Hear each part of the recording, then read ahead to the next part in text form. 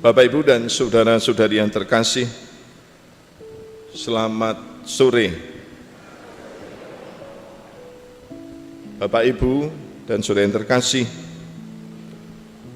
kematian adalah bagian dari kehidupan kita manusia. Kita masing-masing akan mengalami itu. Kehidupan awal kita ada dalam saat kita semua dilahirkan.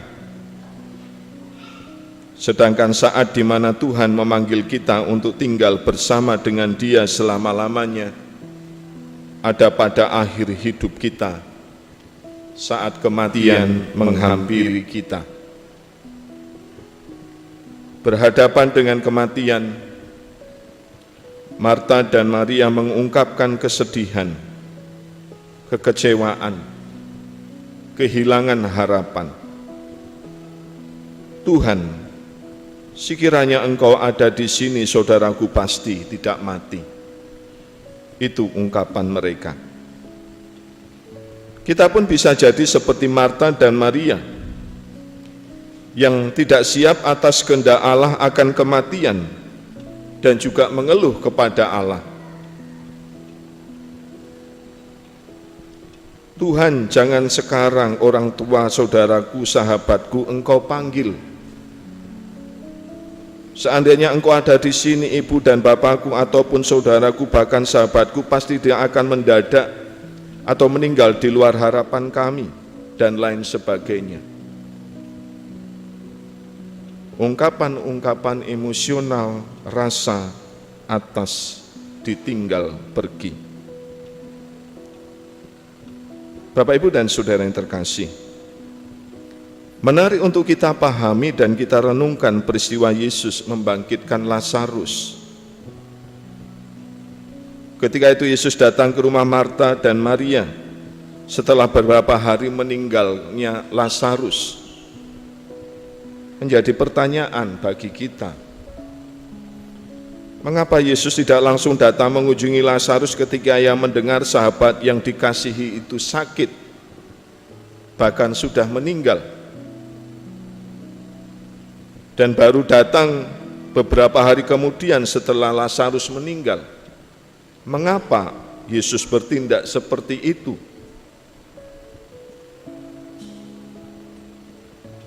Dalam perjumpaan dialog Marta dengan Yesus dan juga Maria, menarik juga untuk kita cermati.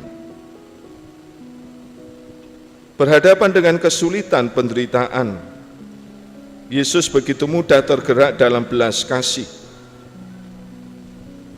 Ketika Yesus melihat Maria menangis, maka terharulah hatinya. Maka Yesus pun juga ikut menangis. Sikap batin Yesus yang demikian menunjukkan bahwa peristiwa kematian juga menjadi bagian hidup Yesus. Sehingga Yesus pun juga berduka atas pengalaman ini. Kepedulian Yesus diwujudkan hadir ke rumah Marta dan Maria, dan pada akhirnya membangkitkan Lazarus. Dan ketika Yesus berkata kepada Maria, kepada Marta, saudaramu akan bangkit. Perkataan ini dipahami oleh Marta bahwa Lazarus akan bangkit pada waktu orang-orang bangkit pada akhir zaman. Tapi Yesus memberi penegasan kepada Marta, akulah kebangkitan dan hidup. Barang siapa percaya kepadaku, ia akan hidup walaupun sudah mati, dan setiap orang yang percaya kepadaku tidak akan mati selama-lamanya. Dan selanjutnya Yesus bertanya kepada Marta, percayakah engkau akan hal ini? Bapak, Ibu, dan saudara yang terkasih, pertanyaan Yesus ini juga ditujukan kepada kita. Marta telah menjawab iya. Lalu bagaimana dengan kita? Keyakinan iman kepada Yesus seharusnya memampukan kita untuk menjawab iya atas rahmat, kebangkitan dalam kehidupan ini. Ya Tuhan, kami pun percaya, meskipun kami menghadapi hidup yang penuh keraguan, ketakutan, kami juga percaya bahwa Engkau memiliki dan menyampaikan sabda-Mu tentang hidup yang kekal. Kami juga ingin tetap percaya kepada-Mu karena Engkau menganugerahkan kepada kami satu harapan kepastian hidup sesudah hidup kami sekarang. Bapak, Ibu, dan Saudara yang terkasih,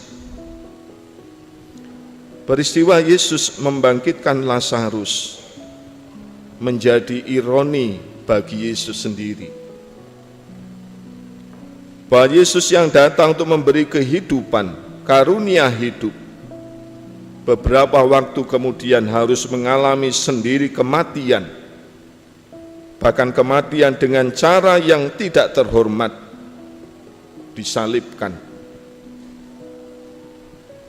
Dengan peristiwa Yesus membangkitkan Lazarus ini, mau menunjukkan kepada kita bahwa Allah adalah seorang pribadi yang peduli dengan kita dalam penderitaan, kesedihan, duka cita, bahkan juga kematian. Namun Allah bukan datang untuk menghilangkan bencana, kesukaran, dan penderitaan sengsara hidup kita. Jika Allah mengatasi semua bencana dan kesukaran hidup kita, maka Allah hanya tampil seperti mesin robot yang bisa diperintah ke sana kemari. Allah hadir dalam kehidupan kita melalui proses hidup iman kita untuk percaya. Itulah yang dialami oleh Marta dan Maria. Dengan solidaritasnya, Yesus mau selalu berada dan hadir bersama dengan kita, dengan situasi hidup kita, memberikan kekuatan, pengharapan kepada kita. Itulah Allah yang kita imani, Allah yang memberi kehidupan. Dan dengan kasih-Nya Yesus memberikan pengharapan akan hidup selanjutnya, Allah yang menghidupkan. Dan itu diperjuangkan oleh Yesus melalui jalan penderitaan, jalan salib, mengalami kematian seperti kita untuk memperoleh hidup dalam kebangkitan, untuk kebahagiaan hidup kita. Santo Paulus dalam bacaan kedua tadi menegaskan, jika roh Dia yang telah membangkitkan Yesus dari antara orang mati diam di dalam kamu, maka Ia yang telah membangkitkan Kristus Yesus dari antara orang mati akan menghidupkan juga tubuhmu yang fana itu oleh Roh-Nya yang diam di dalam kamu. Maka Bapak Ibu yang terkasih, kematian bukanlah hal yang menakutkan, tetapi menggembirakan, karena sebagai pengikut Kristus, kematian adalah saat di mana kita mengalami cinta kasih Tuhan lebih dalam, mengalami kesatuan hidup bersama Allah yang sempurna. Kemuliaan kepada Bapa dan Putra dan Roh Kudus,